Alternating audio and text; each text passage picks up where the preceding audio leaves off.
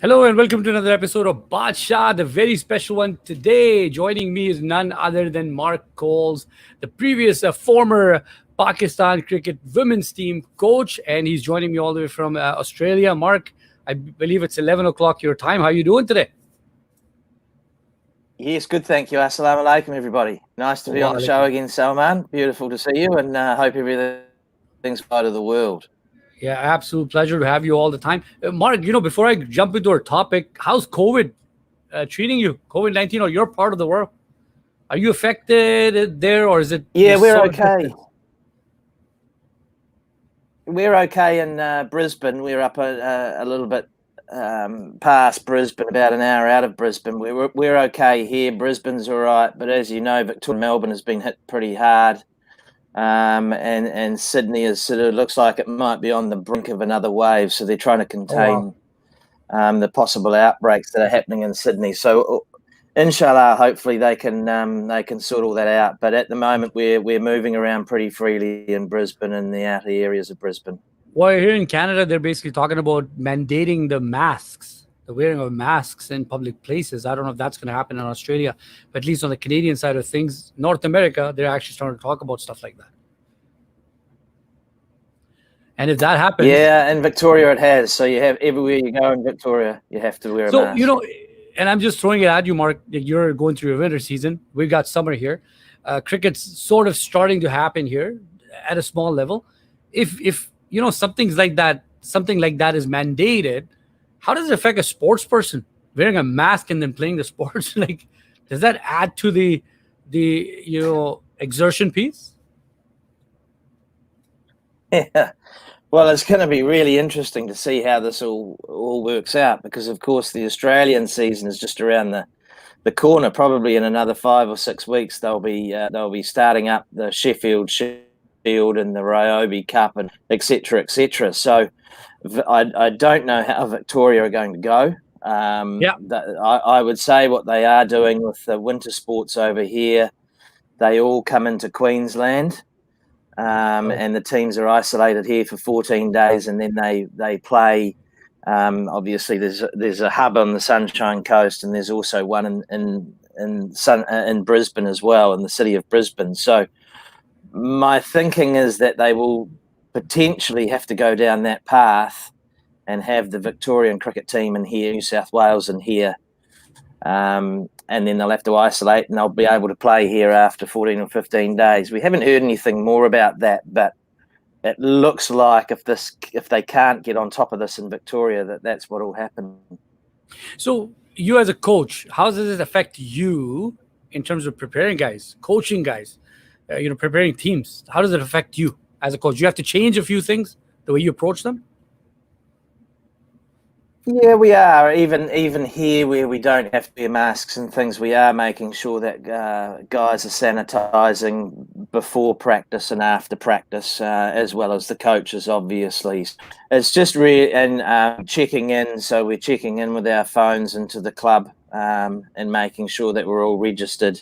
So things have changed. The world isn't the same anymore as it was this time last year, as we all know, and whether it ever gets back to that, I'm not sure. But we are taking safety precautions in terms of making sure that everybody is doing the right thing. So have you been following the Pakistan versus England Test series at all? Of course. That's why I look so tired. Yes, I was up watching. Although, yesterday's play was frustrating, I guess, with the rain. Hampering it. Stop and go. But I was interested to see. Yeah, I was interested to see the first test, and a chance of winning that, and then really just going over in that second innings. It was disappointing, but I still thought that 270 odd or 280 to win was a winning score, but we just didn't seem to bowl well. And maybe I'm being critical, but I just didn't think that we understood what needed to happen at certain periods in the game. And of course, England just got on top and a partnership built, and then we lost our way. And It's I hear a lot of criticism about Azhar. He's taking it on the chin a lot. He's copping some criticism from Pakistan, but he got a few things wrong. But I just it wasn't really that side of it. The batting fell over. It was that if we'd have scored 200, we would have won the game. But we only, absolutely. I don't know what we got bowled out for in the end, but we were about 40 or 50 short. Well, in reality, probably 30 short, to be honest. Yeah. And if they were chasing 300, it's just that psychological barrier that they threw. Well, 167 in a second innings was a below par total in any format, right? So, I'm going to keep you there. First test, last few days. You've been in those dressing rooms, Mark. What would you, if you were in Misbah's shoes or Waqar's shoes or somebody's shoes there, what would you be telling Azhar Ali when 117 for 5, they've got 161 to chase, they got no other way? Butler's an attacking batsman. Chris Wokes is known for his hard hitting. They got no other way but just to attack, counterattack. What would you be telling Azhar Ali at that point? Well, look, I think, you've got two players set. The guy that you want to spend the most time bowling to is not Butler. It's Wokes. I mean, he's a reasonable all-rounder, but I wouldn't say that in world standards you'd classify him as a pure all-rounder. He's more a bowler that bats. So you had to make sure bowling to him 4 balls out of 6, rather than I think what happened was they were bowling more to Butler than they were to Wokes. And Wokes was doing his thing and slowly getting himself into the innings. So it needed to really be the other way around. That's not always going to happen. Mixing it up as well. So keep them thinking and telling your bowlers to maybe, change, go around the wicket, use some slower balls, set a different field, defend for a little bit, and then attack for a little bit. So you're coming in and out of defensive periods and then going into attacking periods. So you're trying to keep them guessing all the time.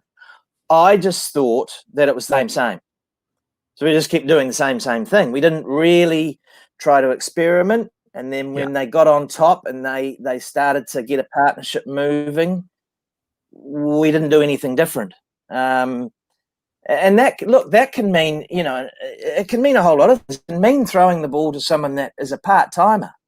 Yeah, exactly. But you try and buy a wicket. And when you're thinking about cricket, and as I said, and it's no attack on Wokes, because I think he's a very good player, but he's still a bowler at heart.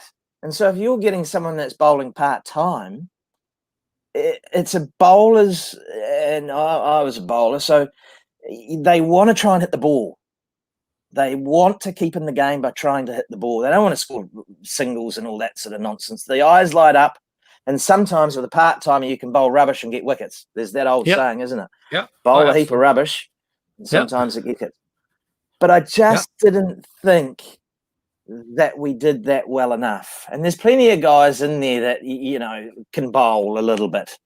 And you just try something. But they got on, and then it was, as I said, I just felt that it was the same, and Shadab and Yasser were operating, and it's pretty much the same. And then we'd have the quick. And we ended up getting beaten. So what you're saying is when England was getting creative, it was time for Pakistan to get creative, right? England stayed on the back foot for 3.5 days of the test match. And for some odd reason, Pakistan decided to go on the back foot. Didn't come back, didn't recover at all. But with a powerhouse coaching staff like Waqar says out in the media, you think they couldn't figure that out? It's a powerhouse coaching team. You know what I'm referring to. They couldn't figure that piece out. What's your take on that? Yeah, they were feeding information into the skipper and the senior players. I don't know whether I have seen. I think dangerous. And again, I think Waqar Younis is a fantastic cricketer. When you come out and say that we're the heavyweight coaching team, which I had a statement in the media. It's just like, please don't put yourself in a position like that, because you're opening yourself up to a whole lot of criticism. Pretty much. It's best that you just go about your business. And we all know that they're great players. Everybody would be blind Billy if you didn't. But they're great players. But don't open yourself up to such by saying we're the powerhouse. heavyweight coaching team, because then when you lose like you did, people start to say, well, are you really? Yeah. And then you have to take on a whole lot of criticism. I think the important thing that hopefully Misbah is learning on the way, and I feel that because he is I think he's a young coach. He hasn't at this level. He hasn't coached under 9. And this is one thing that I do feel, that these guys finish playing and they go straight into coaching. It is tough. It is very, very tough. The switch. And, You're talking and about maybe the switch. one thing that I thought Misbah could have done, 100% tough. Good players don't necessarily make good coaches. Oh, absolutely. That's one thing that we need to remember, Absolutely. because player doesn't make him a good coach. No. But he's gone straight into this coaching thing, rushed through by the PCB into his level 2 or whatever it was. Then he's become the head coach. But one thing you do learn is that you take the heat off your captain. And I don't think he did that. I think he left him hanging to dry. The media got stuck into him. And he should have said, you know what? I'm the coach. It lands in my domain. And I want, Az is doing the best that he can do. But I'm the coach and I take full response. But I didn't see a lot of that. I just saw a little bit of step back. And then this young man that's trying to captain the team, who's new to captaining the team. Remember, Safraz was there this time last year. Yeah. Is taking a heck of a lot of responsibility on his shoulders. And he's not in great form either with the bat. Doesn't help. No. He's struggling on both ends. Right? So.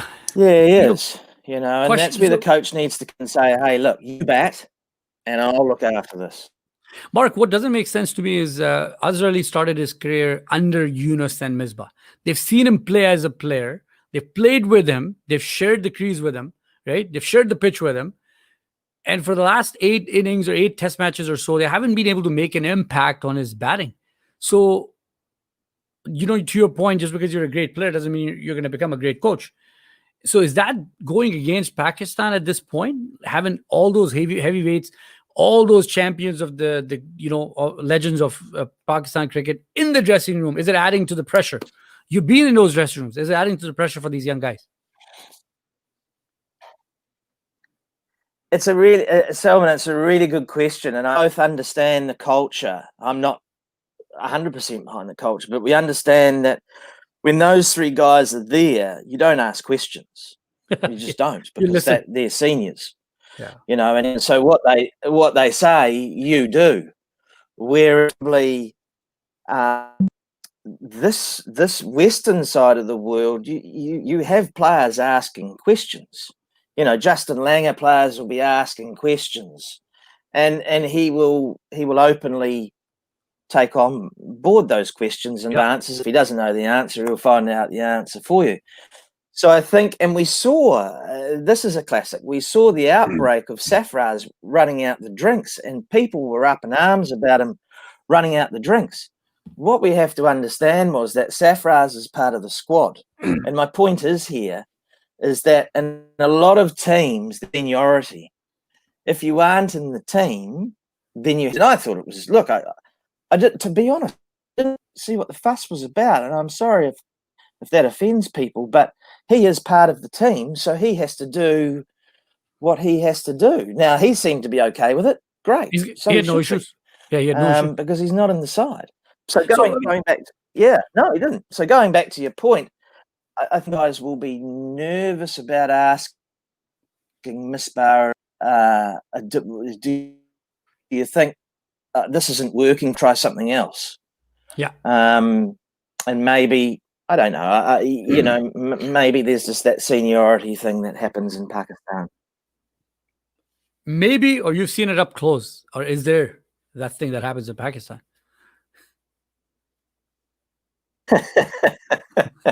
Well, I can only talk about my experience with the females, and I know that if I said to them, if I said to the female players, you've got to run around the block 15 times, they do it, and they wouldn't ask any questions. Yeah. So that. I guess if that sums it up, that would be my experience. Now, whether running around the block 15 times is debatable, and in more time is probably not debatable. You just don't do it. But I think that there could be that potential issue that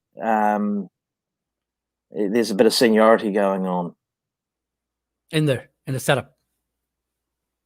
Mark, the weird thing the weird thing that doesn't make sense to me is Waqar was the captain when Misbah started his cricket. He debuted for Pakistan.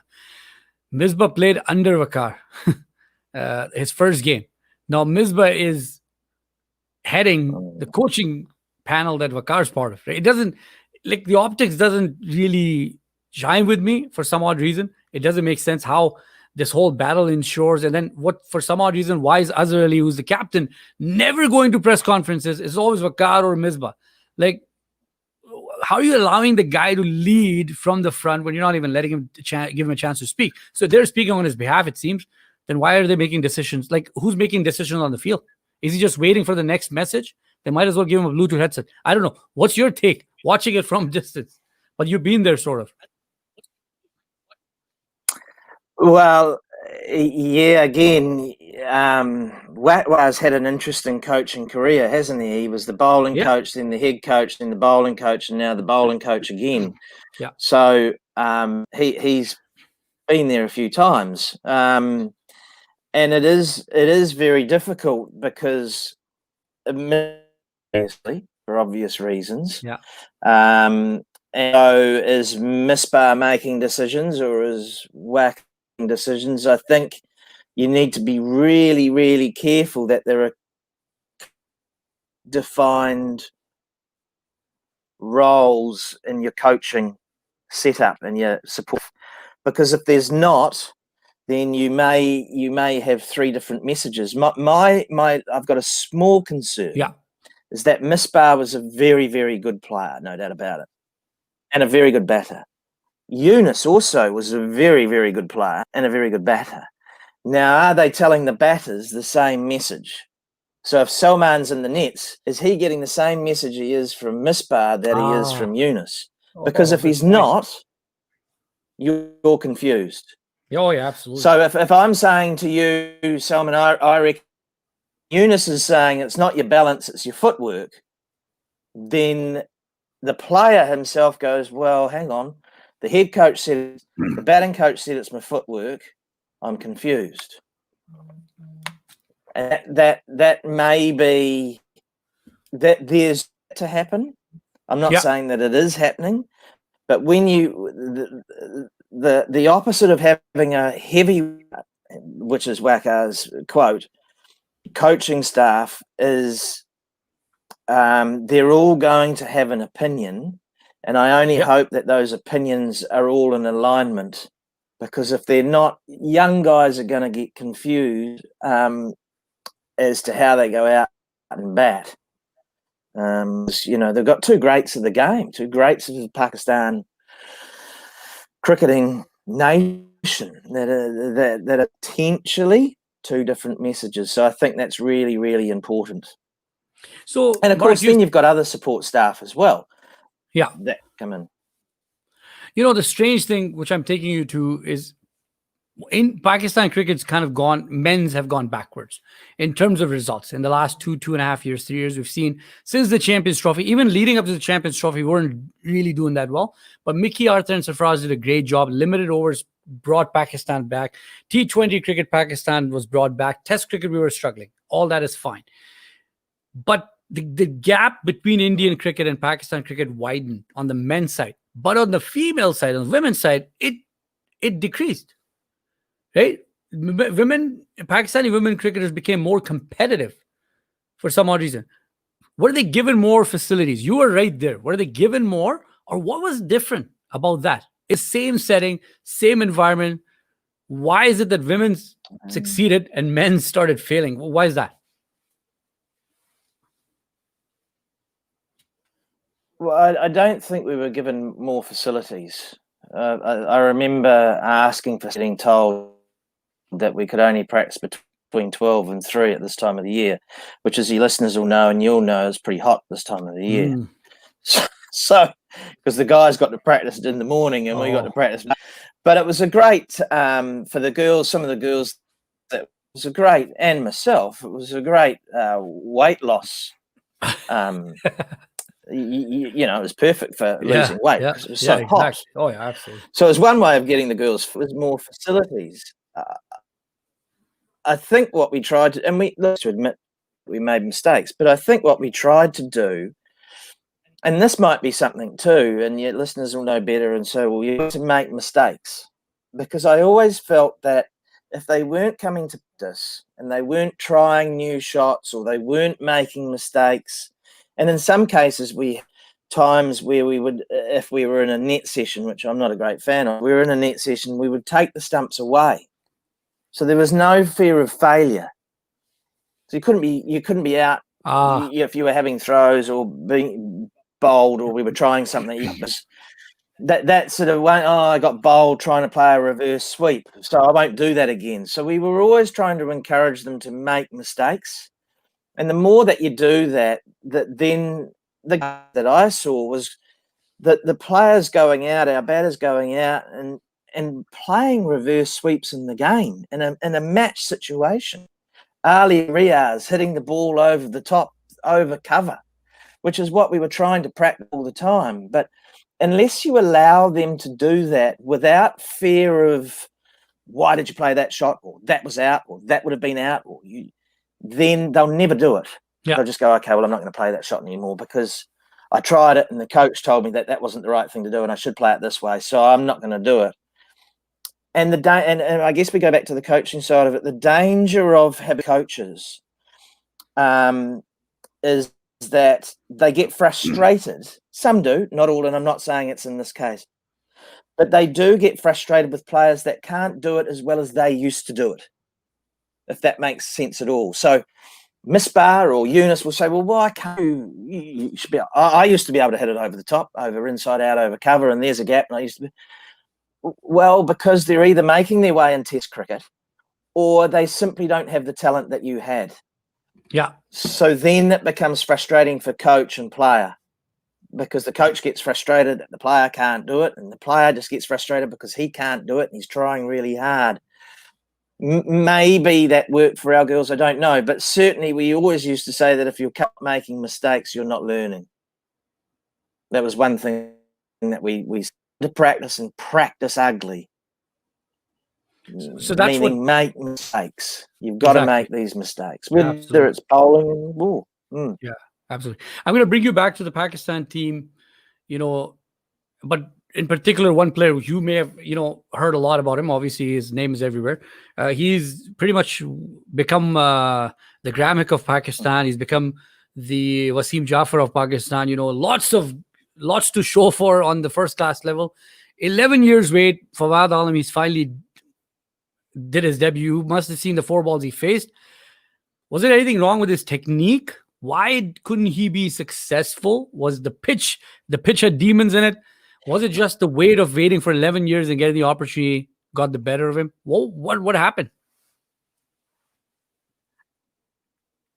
Well, look, I think he's got an unusual way of playing, but so is Steve Smith. So let's not read anything into that, because you wouldn't coach Steve Smith with what he does either. So it's a very individualistic thing that he has for himself. I think the weight of expectation on this poor young guy was huge.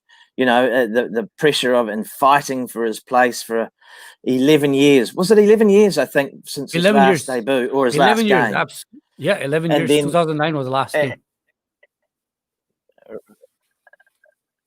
Right, waited long, and he's fought his way through first-class cricket, and year after year he was scoring runs, and then all of a sudden he was thrust out into the limelight of Test cricket, where what started out as a sun ended up being a day of cloud, and with the English swing bowling attack of Broad and Anderson and Wokes was difficult at best, and he made a mistake and it went upstairs and he was given out LB, and 4 balls later he's walking back. So I felt terribly sorry for him.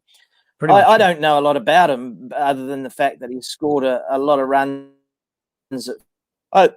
Look, anyone that plays Test cricket has got to.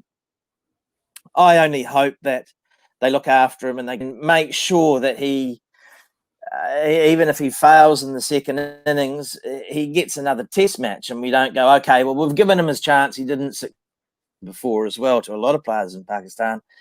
That's it, finish. He's gone. It's another 11 years, or he's retired and put out and will play first class life. So I do hope that they stick by him for at least 2 or 3 test matches now. Yeah. Well, it's only a hope, Mark, because when he started his test career, he played 3 games in 2009 for Pakistan. He averaged 41.66 with a century and a 50 in 6 innings, and they still dropped him. Right? So I think it doesn't make sense to me. He averages 40 plus in ODIs, and 38 ODIs he's played, averages 40 plus. Still, he hasn't been given a chance. So it doesn't really make sense why he doesn't fit the bill. And he's one of the most successful first-class cricketers. So unless they don't believe in the first-class system that we have, right, the domestic system that we have, or I don't know what the issue could be. Did you believe in Pakistan's domestic system when you were there? Did you get a lot of good vibes out of it? I saw the 2 sides, or what was developing into 2 sides of the structure. I came when there was about 18 or 19 teams. Yeah. And I thought, that's quite a lot of teams. And I watched a little bit of first-class cricket next to the NCA. There's a ground there, and they play first-class cricket out of that. I thought the facility was a little bit tired. Yeah, in Lahore. I thought that was tired. And then I saw wanting to do into 6 teams through Imran coming in and saying, no, we only want 6 teams. And I did see an interview that Wasim Khan did about, he tried to push Imran for 10 teams, I think, and Imran said, no, 6 teams, that's it. I think you need to be really careful that you don't base everything around what Australia does. The Australian system used to be really good. It's got holes in it like everywhere. It's not foolproof at all. And remember that there's only 26 million people in Australia. Yeah. There's 226 million people in Pakistan. Yeah. So my only thoughts were that going from 18 down to 6, could you have not made it 10 or 12 and then seen hint and then maybe go, okay, we've really nailed this now. Now we're in a position to take it down to 8, and then maybe in 2 or 3 years' time we could take it down to 6. That is a massive jump from 18 to 6. Oh, yeah. Huge jump all of a sudden overnight. 12 teams have just disappeared. And, of course, people's jobs are being affected. And I understand where Imran's coming from, best players playing. But when you look at it and go, okay, well, 25 million, as I said, in Australia, and you've got 6 teams, 226 million, and you've got 6 teams. I reckon you can get 2 more there and still have a pretty strong first-class competition. Absolutely. And you can have a tiered first-class competition, make it a premier division, which only top teams make it to, and then still, I don't know, there's so much more could have been done, right? Again, Pakistan won't find enough talent with 6 teams because not enough people will play, right? When you only got 50, 60 spots to make it to, you're not going to try. So many of them will just stop bothering, right? That's right. And the danger is that for Pakistan, but other sports will be thinking, well, here's our, if they're on the same, because we might be able to pick up, if you're hockey, you might go, okay, well, we might be able to pick up some cricketers that are pretty talented that we could turn into hockey players at a young age. And you take away a lot of those young guys coming through and go, look, the reality is you've only got a 66 or maybe, I don't know, maybe 80 players if you've got a squad playing first-class cricket. Why don't you come and play hockey? Yeah, exactly. And take your chances here, and most of these young guys that are coming through, as you know, they're multi-talented. They're good at, a lot of young guys now are good at doing both sports, whatever it might be. And 100% in hockey would be the first one that pops into my head is if I was in the Hockey Federation, I'd be going, right, now is our time to strike. can we find some good young hockey players that we can Yeah. develop pathways for? I don't know what the hockey program's like, but I'm just thinking that that's the danger of reducing it from 12 teams have just been cut. So There's basically, 140, 150 guys that aren't playing cricket. Absolutely. Great guys, that have a lot of talent. So what you're predicting, Mark, Yeah. I don't want to put words in your mouth, but what you're predicting is if Pakistan wins the Olympic hockey gold medal, all credit goes to PCB, is what you're saying? Well, it goes to Imran, doesn't he? Imran, there you go. It's happening, lads, and we need to do it now. So we may not win the World Cup, he'll be very popular because he'll have a hockey gold medal. Absolutely. Yeah, that's right. So, yeah, exactly.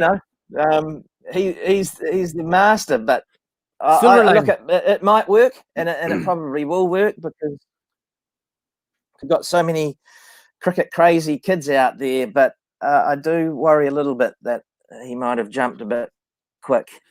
Well, it was his dream for many, many years. I guess he talked about it ever since his playing days. So I think you get the opportunity. Sometimes you just say, hey, got to be done. I've always thought of it. Sometimes you have a plan, but the execution is not always done right. I don't see anything wrong with the plan. It's the execution where we failed. And hopefully they can revert back, go back to the drawing board and do something different with it. I'm going to come to the last question mark of the show. Go ahead. Yep. Go ahead. I was just going to say that we've got to remember that when Imran was playing in Australia, cricket was the number one sport, and not many people played anything else but cricket in the summer. Now in Australia, there are so many other sports that kids play. The language from 1980, 81, when he was here and playing, and it was such a strong competition. It's kids play everything here now. It's unbelievable what they play, much to my displeasure because it should be cricket. But they can play anything from to tennis to touch to. There's all sorts of things that these kids are playing now. It's not cricket. So as I said to you before, the cricketing landscape in Australia, which was once very strong with their Sheffield Shield, completely different landscape now for these young guys. And that's why I think the Big Bash came into prominence, right? Just to pull those crowds back in. Yep. Get the numbers back up. 100%. Get the numbers back up because they were declining. They were declining exactly everywhere. So, coming to the last question, how has coaching, evolved through these times with the advent of all these franchise cricket, franchise teams, T20? How has that impacted your job in some ways? Like, how do you approach coaching now as the coach? Is it different at the club level? Is it different at the franchise level? Would it be different at the national level? Well, that's a great lead, and I guess we've got a really nice segue here. Is that because these young guys and girls are playing so many other sports, you have them.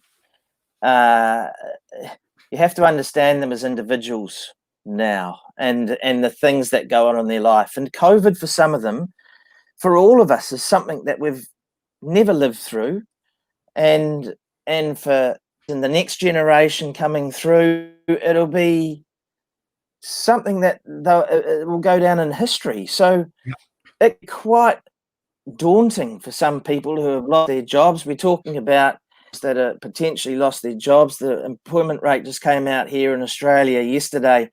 14% now of Australians are unemployed. Over 1 million people in Australia are now unemployed, the highest ever that we've ever had.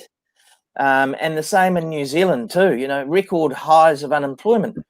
So all of a sudden, your kids that are coming into your clubs or into your rep teams, mum and dad might have lost the job, they may have lost their job. And there's a whole lot of stuff going on in their brains, and you're asking them to go out there and play cricket and give it their best. And, well, it didn't work this week, but come back next week. Well, a week for them is a massively long time to be going through all these emotional roller coasters of, as you said, wearing a mask, in lockdown, being 1.5 meters to 2 meters away from people, not being able to shake their hand. sizing before cricket and after cricket has just changed for them, and it can be quite hard for young people making their way in the game to really understand what's going on in life. And then they're having to play one of the hardest games in the world, cricket. Yeah, exactly. With so much time and investment you have to put. Yeah. Imagine the young guy or girl that's playing cricket, that's just lost her job or his job, goes out and plays and gets a first ball duck all in a week.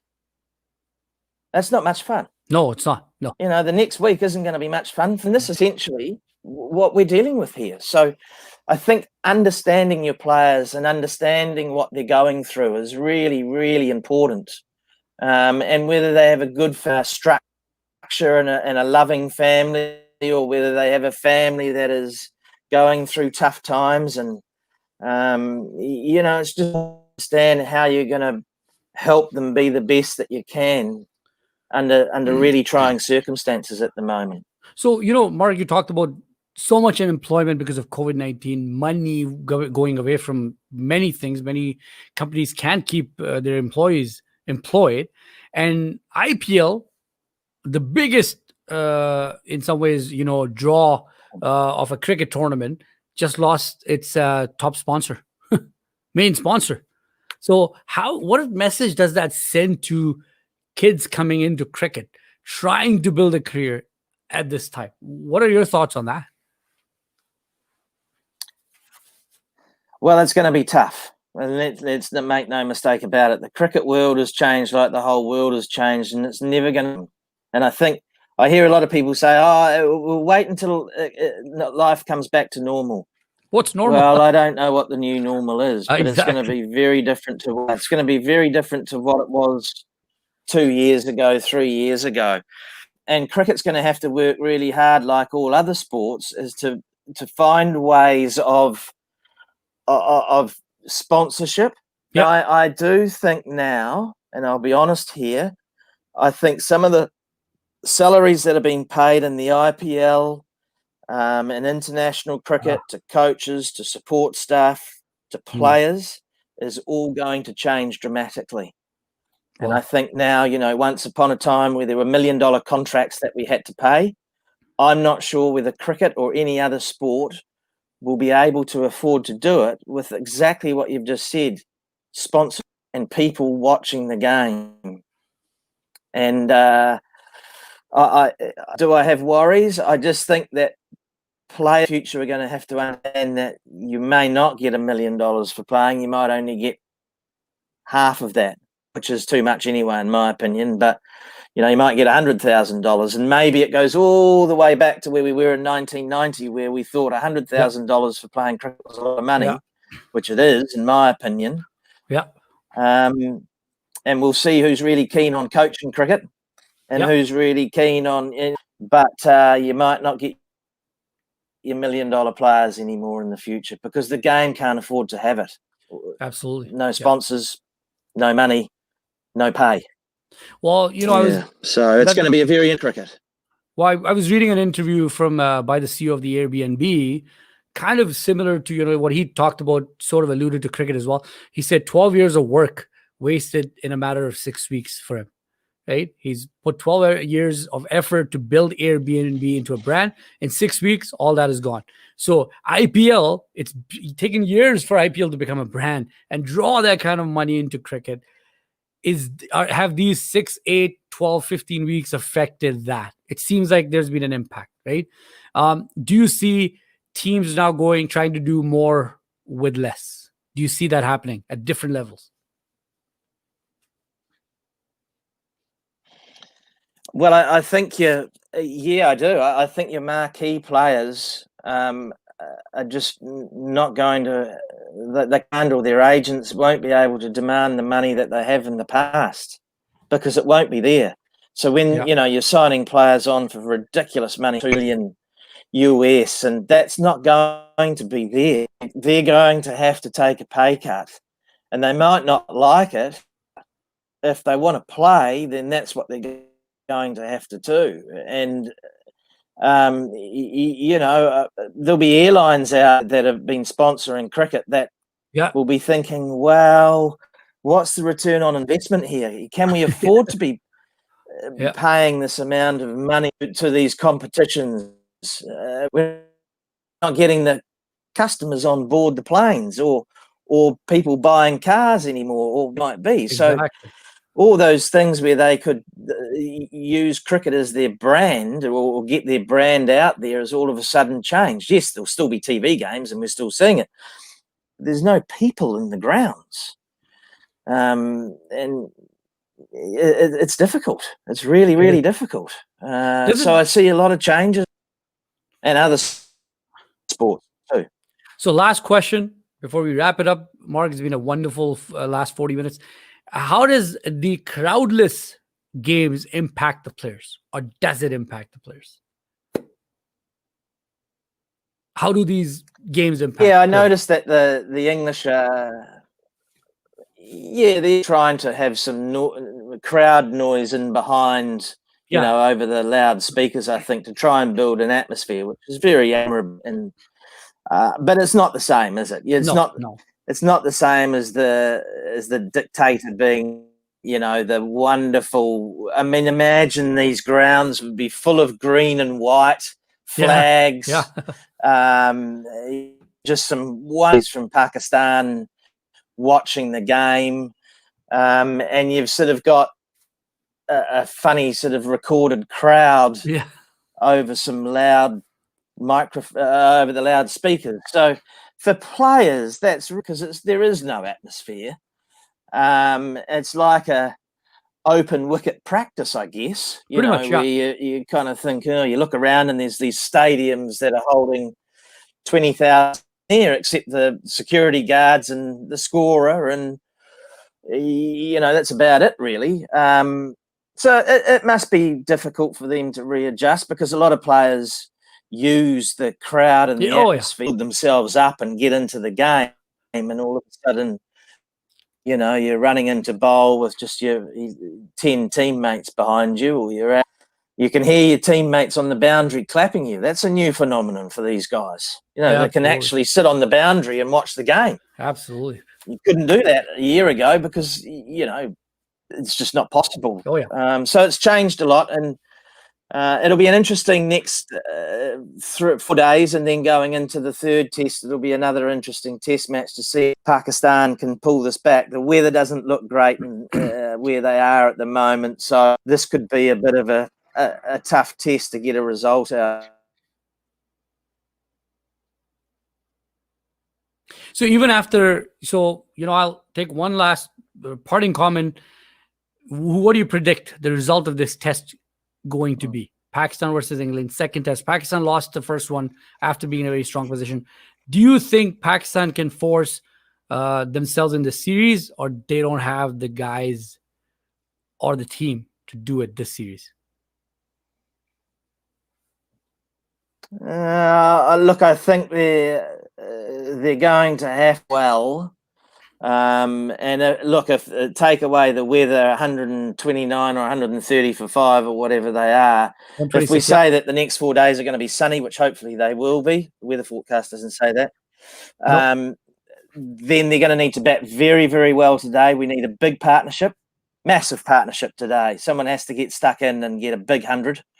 And then we at least, I think, need 400, late 300s to 400s, mid 400s, and then try and put some pressure on England. But if 300 to me is just it's not a big enough score to put pressure. And if we don't come up with some really clear plans and have clarity around how we're going to get Joe Root out, how we're going to get Butler out, how we're going to get these guys. That we've got as Stokes isn't there. He's a big time player. England could well put some pressure on us. Absolutely. And then we're going into a third test potentially 2-0 down. So I think clarity over roles is important. Very important. And with the powerhouse coaching staff that we have, I mean, I'm hoping that they should be able to pull some tricks out of their power hats, hopefully.